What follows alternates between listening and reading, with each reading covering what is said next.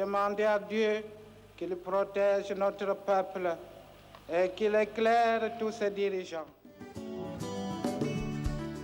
La masse qui nous attend demain, cette masse demande autre chose que le bien de vote aujourd'hui. C'est le pain, c'est le progrès. Il faut que nous puissions construire cette nation. Frantz Fanon ne disait-il pas que l'Afrique a la forme d'un revolver dont la gâchette est placée au Zaïre? Car la libération du Zaïre représente la possibilité pour tous les autres pays d'Afrique de pouvoir enfin se développer. Qu'en dépit de complots visant sa déstabilisation et sa balkanisation, la République démocratique du Congo demeure unie dans ses frontières de 1960.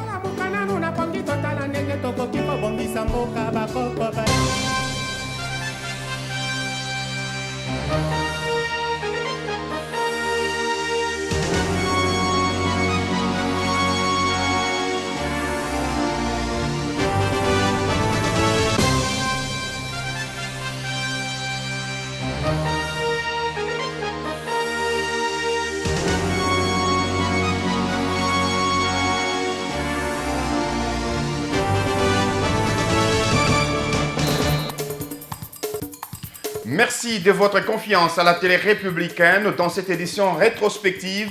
Vital Kamerhe est donc en train d'écourter son périple à l'est du pays. Toute sa délégation regagne la capitale en début de la semaine prochaine et ne pourra plus se rendre à Walungu et Uvira comme prévu pour des raisons de sécurité. Et la MONUSCO, pour sa part, à travers son patron, Martin Kobler, regrette le recours à la violence et condamne les événements survenus à Bukavu jeudi dernier à l'arrivée de Vital Kamerhe. Vous suivrez dans cette édition d'information Charles Bambara, directeur des informations de la MONUSCO. Et enfin, processus électoral en cours dans notre pays, l'ambassadeur de l'Union européenne promet l'appui de l'Europe au cycle électoral. La représentation de l'Union européenne en RDC envisage d'organiser des séances de travail avec le bureau de la SONI dans les jours qui viennent. Voilà pour l'essentiel de cette édition. Mesdames et messieurs, bienvenue dans ce journal. D'abord, dans l'actualité, le Conseil de ministres du COMESA s'est ouvert à Kinshasa. Samedi, donc, au Grand Hôtel, les participants venus de différents pays membres de cette organisation, bien sûr, 19 au total, ont donc réfléchi sur le thème « Consolider le commerce à travers les petites et moyennes entreprises à œuvrer pour atteindre l'objectif ». Vous aurez bien sûr les détails dans nos prochaines éditions d'information. Loin de perdre espoir malgré la pétition, le président de la Commission électorale nationale indépendante a échangé samedi avec les organisations des jeunes. L'abbé Apollinaire Malou a mis à profit cette occasion pour recueillir les avis et considérations de ses interlocuteurs sur le processus électoral en cours en République démocratique du Congo. C'était à la maison des élections située à l'immeuble ex-Kilmazière dans la commune de la Gombe, rapporte Nadine Laing et Fiston Bouigny. En présence des organisations des jeunes venus de plusieurs provinces de la RDC, le président de la CENI ne rate pas sa cible. L'abbé Malou confirme la tenue des élections et sollicite leur implication en ce qui concerne la réussite du processus électoral en cours dans notre pays. L'institution qui a habilité à publier la feuille de route et le calendrier électoral, c'est la CENI. C'est elle qui décide en la matière. Ce sont ses prérogatives. Mais pour que les décisions que la CENI va prendre puissent nous aider dans le cadre de notre processus électoral, il faudrait évidemment que la CENI puisse être sûre que les uns et les autres ont pu donner leur contribution. Le représentant des structures insiste sur la contribution de chaque organisation pour permettre au pays d'avoir des élections libres, démocratiques et transparentes. Que vous soyez en mesure de promouvoir dans vos milieux de vie une culture électorale exempte de toute manipulation et de toute violence, mais ayant la maîtrise des processus, des procédures qui permettent de garantir les valeurs fondatrices de l'acte de vote. Le président de la CENI ne compte pas s'arrêter en si bon chemin. Il poursuivra ses consultations avec toutes les parties prenantes au processus pour des élections apaisées. Et toujours à propos de la CENI, la plateforme Sauvons le Congo a donc lancé au courant de la semaine dernière sa pétition dénommée Malou Malou dégage. Point de départ, le rond-point magasin Kitambo. Les membres de cette structure entendaient récolter le plus de signatures possible pour démettre le président de la centrale électorale de la République démocratique du Congo de ses fonctions. Malheureusement, l'opération n'a pas fait long feu. Les amis des Sauvons le Congo ont donc été dispersés par la police. Une situation qui a failli tourner au vinaigre. Jemima Mogo et Blanchard Kandolo pour le reportage.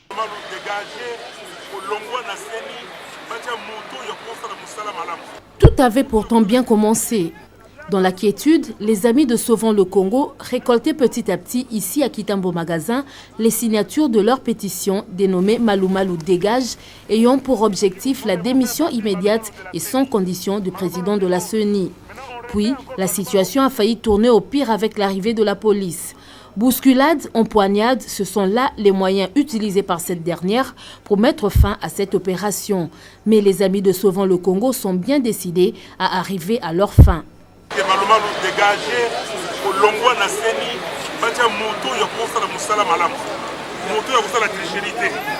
Malgré le processus électoral déjà en marche, Christopher Ngoyi, coordonnateur de la société civile en RDC, pense qu'il n'est pas encore trop tard pour réorganiser la machine électorale.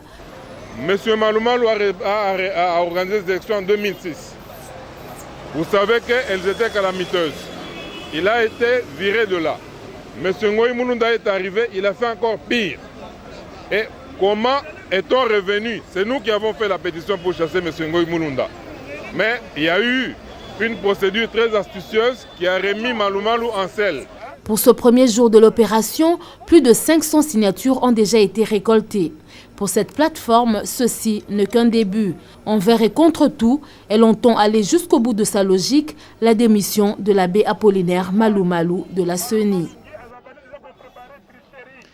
L'Europe, pour sa part, se dit prête à soutenir la RDC à organiser des élections crédibles et transparentes. L'ambassadeur de l'Union européenne à Kinshasa l'a dit à la presse jeudi dernier. Michel Dumont tenait à travers ce face-à-face avec les professionnels des médias éclairer l'opinion sur les prochaines élections en Grèce et leurs conséquences sur l'Europe. C'était en sa résidence officielle à Gombe.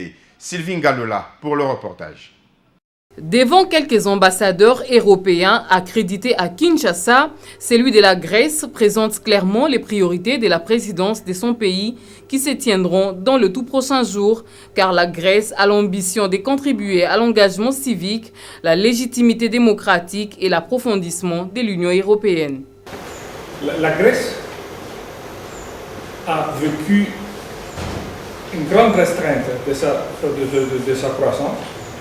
Dans les années passées, nous avons une restriction de minus 34%, une chômage de 25 par 27%, et pour la jeunesse, c'est 50%, une destruction de la base industrielle et des grands problèmes pour les plus moyens de pays.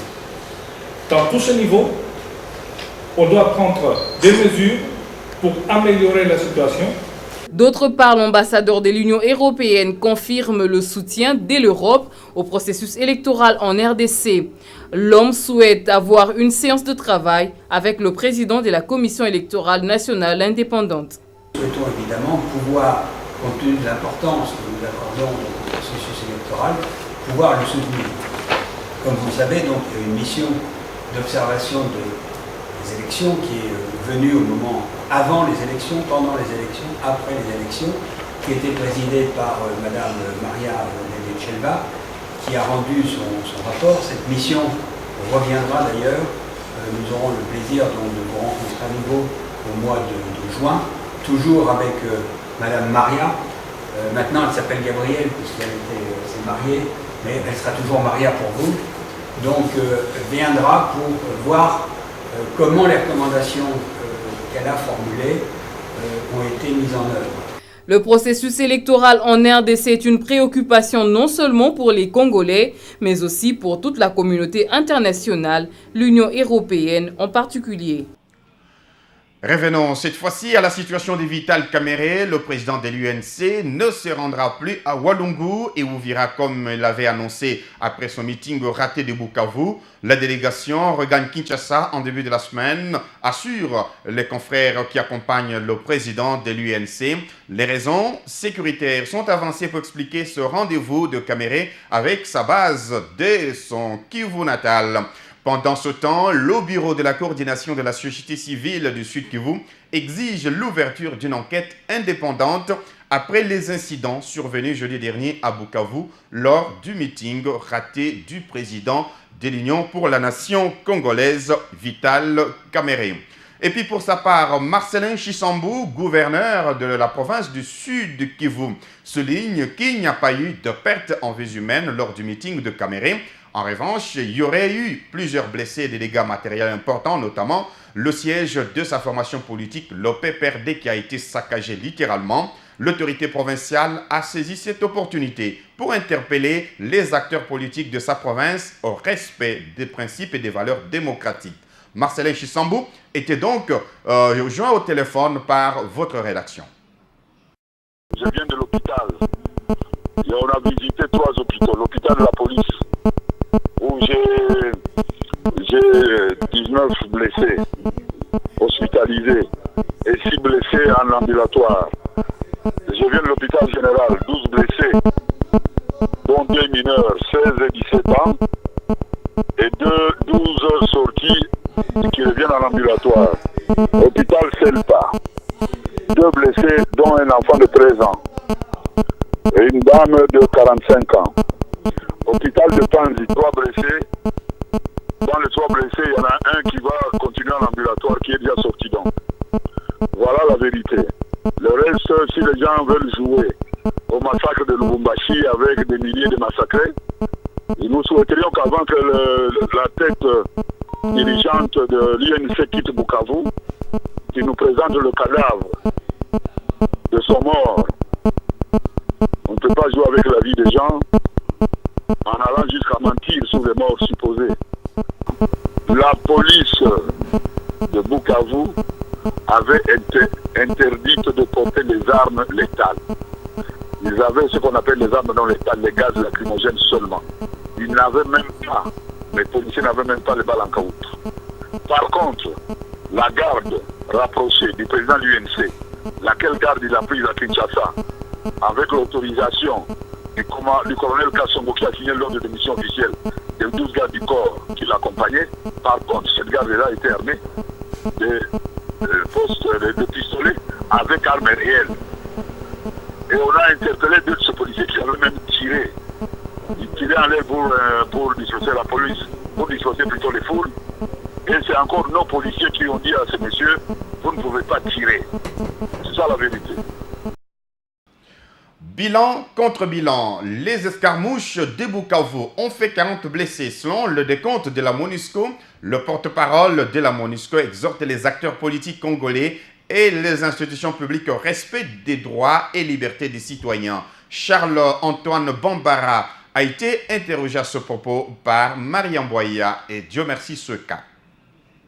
Nous avons demandé à nos équipes sur le terrain à Bukavu de se rendre sur place dans les hôpitaux pour voir d'eux-mêmes et se faire une idée exacte de quelle est la situation après ces événements dramatiques donc de jeudi dernier à Bukavu. Et on a pu décompter une quarantaine de blessés de tous ordres, que ce soit des populations civiles qui n'étaient pas partie prenante de la manifestation, que ce soit des militants des différents partis politiques, que ce soit même des policiers. Et il a rappelé en fait quelques points essentiels. Il a rappelé en effet que la préservation de la paix et de la sécurité, ainsi que d'ailleurs le respect des droits de l'homme, était le devoir de tout un chacun. Le devoir des autorités politiques, je dis bien des autorités politiques dans leur ensemble, qu'ils soient des partis d'opposition ou de la mouvance présidentielle, c'est leur devoir à eux, aussi de la population tout court, car la population elle-même doit veiller à ça. C'est vrai qu'il y a les libertés individuelles et collectives, garanties d'ailleurs par la Constitution. Mais au-delà de ça, il faut que chacun s'en tienne, en tout cas au respect de ce que est prescrit dans cette Constitution. Parlons cette fois-ci économie. Les résultats partiels des consultations au titre de l'article 4 des statuts du FMI ont été rendus publics vendredi dernier. La mission du Fonds monétaire international et le gouvernement congolais regardent désormais vers la même direction en ce qui concerne l'année 2014 sur l'économie congolaise. Des progrès énormes ont été réalisés, à en croire Norbert Thor, chef de la mission. Le ministre délégué aux Finances, qui a co-animé le point de presse, a donc signifié que le gouvernement ne se contente pas de ce satisfait des réformes de la deuxième génération et la relance des réformes prioritaires devront faire l'essentiel de la démarche du gouvernement. Reportage.